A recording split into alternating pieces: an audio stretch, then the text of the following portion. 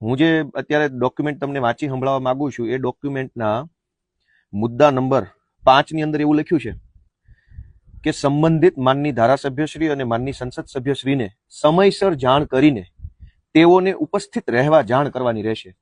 મને તો કોઈએ જાણ નથી કરી, હું ધારાસભ્ય છું, પણ મને જાણ થઈ ગઈ છે તો હું આખા ગામને કહી દેવા માંગુ છું. હકીકતમાં મને 15 દિવસ અગાઉ જાણ કરવી જોઈએ, પણ મને કોઈએ જાણ કરી નથી.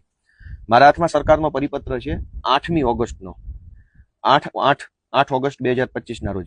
મિત્રો, પરમ દિવસે એટલે કે 15મી ઓગસ્ટના દિવસે, પરમ દિવસે 15મી ઓગસ્ટ આપણી દેશનો સ્વતંત્રતા દિવસ છે. જોકે ભારત દેશના નાગરિકો હજુ ગુંડાઓથી, માફિયાઓથી, નેતાઓથી, સરકારથી અને ભ્રષ્ટ અધિકારીઓથી આઝાદ થયા નથી. એટલે આઝાદી દિવસ આપણે ઉજવીએ એ સારી બાબત છે, પણ હજુ આજે ઘણા બધા પ્રકારની આઝાદી હજુ બાકી છે. સરકારે એવું નક્કી કર્યું છે કે 15મી ઓગસ્ટના દિવસે ગુજરાતના તમામ ગામડાઓમાં ગ્રામ સભા યોજવામાં આવશે. ગ્રામ સભા એ અત્યંત મહત્વનું પ્લેટફોર્મ છે, અત્યંત મહત્વની બાબત છે. દરેક ગામના યુવાનોએ આમાં રસ લેવો જ જોઈએ. કોઈનાથી ડર્યા વગર, શરમાયા વગર, પોતાની જ્ઞાતિના સરપંચ હોય કે પોતાની જ્ઞાતિની પેનલ હોય તો પણ ડર્યા શરમાયા વગર જો ગ્રામ સભામાં રસ લેશો તો તમે તમારા ગામનું ઘણું સારું કરી શકશો. 15મી ઓગસ્ટના રોજ ગુજરાતના તમામ ગામડામાં ગ્રામ સભાનું આયોજન કરવાનું સરકારે નક્કી કર્યું છે.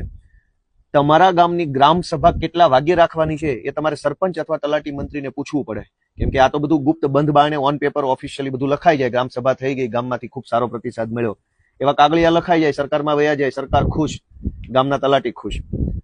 તો તમારા આખા ગુજરાતના તમામ ગામમાં 15મી ઓગસ્ટના દિવસે ગ્રામ સભાનું આયોજન કરવાનું છે.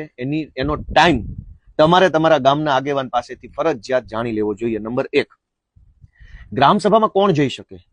ગામની મતદાર યાદીમાં જેનું નામ હોય, સ્ત્રીનું, પુરુષનું, આ જ્ઞાતિનું, ઓલી જ્ઞાતિનું, ગામની મતદાર યાદીમાં જેનું નામ હોય એ દરેક વ્યક્તિ ગ્રામ સભામાં જવા એને અધિકાર મળેલો છે, એને સત્તા મળેલી છે.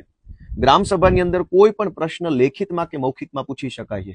ગામની મતદાર યાદીમાં જે વ્યક્તિનું નામ હોય એ વ્યક્તિ લેખિતમાં કે મૌખિકમાં તલાટી કે સરપંચ કે સચિવ જે આવ્યા હોય એને પ્રશ્ન પૂછી શકે છે. મોટા ભાગે લેખિત પ્રશ્ન પૂછવાનો આગ્રહ રાખવો જોઈએ. ગ્રામ સભા એટલે શું? તો કે એક છે લોકસભા, એક છે વિધાનસભા અને એક છે ગ્રામ સભા. દેશની સરકાર એટલે લોકસભા, જેમાં દેશને લગતા ચર્ચા નિર્ણયો થાય.